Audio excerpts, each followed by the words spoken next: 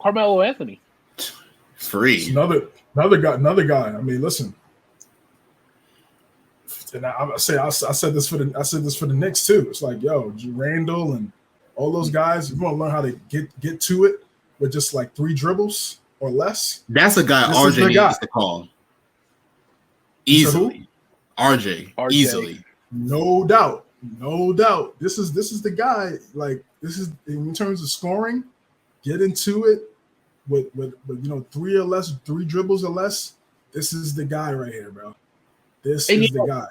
I've never really liked Carmelo Anthony as a player too much, but I will say this: there's something wrong with you, man. Yo, you like anybody from 03? You don't like nobody from 2003, yo. No. The main reason why I never liked Carmelo Anthony is I like unselfishness, and I feel like he was one of the key flaws. That's why I didn't really like Kobe either.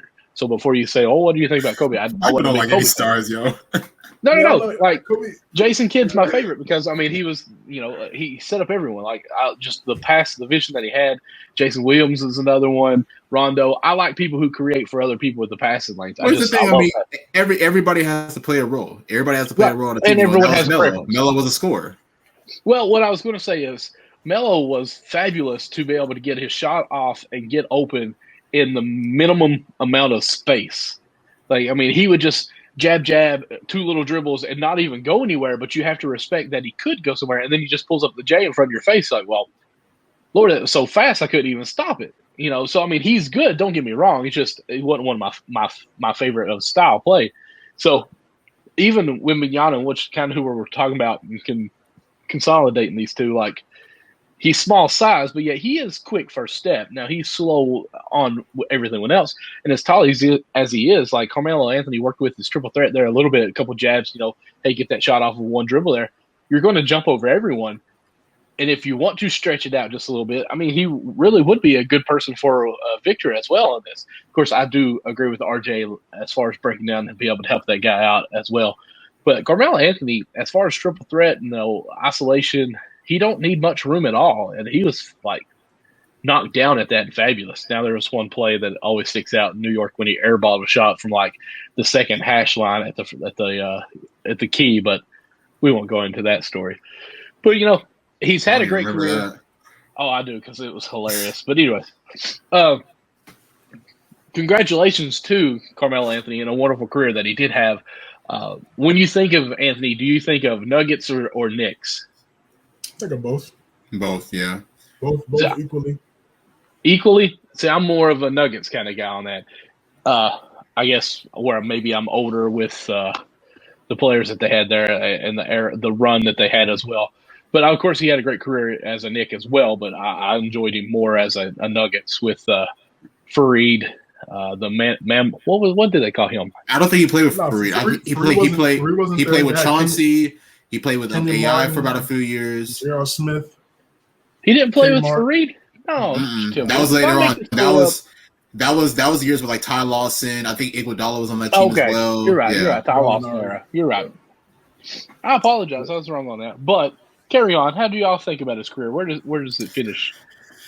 When you talk about some of the best one-on-one scores to ever play, you got to mention Carmelo Anthony. Michael alluded to it, saying like him being able to score in like a minimum space. But my thing is, I don't think people realize how big he was and how strong he was, especially when he put that shoulder in you. Because I don't know why, but like it just makes me like reflect back on that Western Conference Finals. When he had that matchup with Kobe, and even he was giving Kobe problems. Especially scoring on the post and everything. So Carmelo was super efficient. He was strong. He could score from the mid range. He could shoot efficiently from the three. He could make his way to the basket. Just an elite 3-level scorer overall. His defense is another topic for another day. But either way it is, you got to respect him as a scorer. In my opinion, I know how Knicks fans are, but there's been talks about whether the Knicks should retire number 7. Personally, I wouldn't mind it. I know CJ probably might have another opinion, but and I get it. They only got past the first round, I think, like only one time. So I could definitely understand it from that perspective. Then I think after 2013 that he even made the playoffs, but then again, he had different guys, unfortunately, him and Stoudemire, they were never able to really work out, especially with the injuries and everything. Then there was some years where they had D Rose that didn't really work out either. and then of course Porzingis as well. But for Melo to really kind of step in, go to their franchise, then kind of like rejuvenate things and kind of make them like a household name again. I feel like that alone kind of makes him like should be at least make him like at least a fan favorite in New York. But great career overall for Melo. Denver, New York. He even came back, played for Portland for a few years, and then of course ended up playing for the Lakers. That was actually the last team that he was on before he retired. But when you talk about who's like some of the best like one-on-one scores in NBA history, I think you got to mention him. Definitely, Carmelo Anthony is one of the best scorers ever of all time. The numbers speak for itself. 10-time All-Star, 3-time gold medalist. Just a great player. It's a great player. I think of he got drafted by the Nuggets, and when we think about 15, obviously for the younger fans, they're gonna think about Jokic because Jokic is rocking 15. I think personally, I don't see the issue of retiring 15 twice. Why not? I mean, what's the can that work?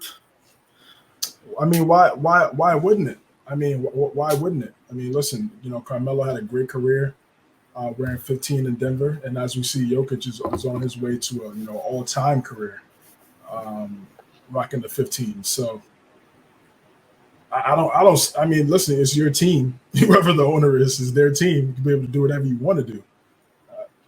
I wouldn't see an issue with it. But we'll see what happens down the road. I don't know. It's like I would kind of feel it, especially like like let's say for instance Jokic, he retires, multiple champion. He's already got the 2 MVPs. Like if his resume is like pretty much there, and they say, hey, we're gonna retire your number and Carmelo number, I would definitely feel the way. I mean, look, no discredit to Melo because we all love Melo. We all know what he did in Denver, but it's like when you compare like the tenures, obviously Melo and then Jokic, Jokic being an MVP now getting his team to the finals, it's like.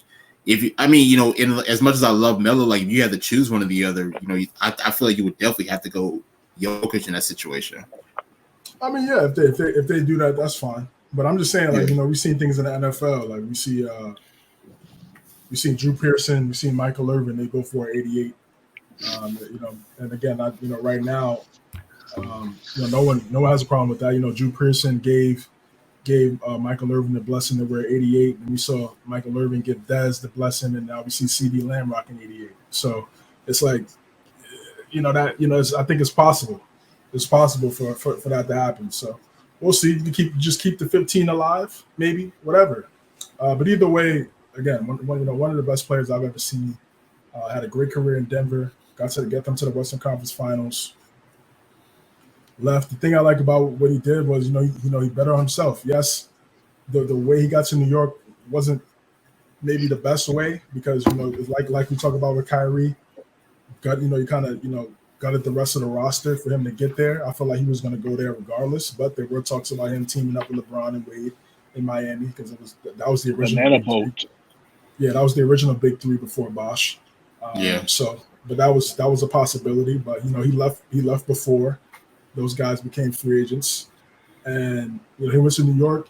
He took a chance on the Knicks, the front office. I wish they had the front office now. Back then, he'd be in a much better situation. They had that man with Phil Jackson, dog.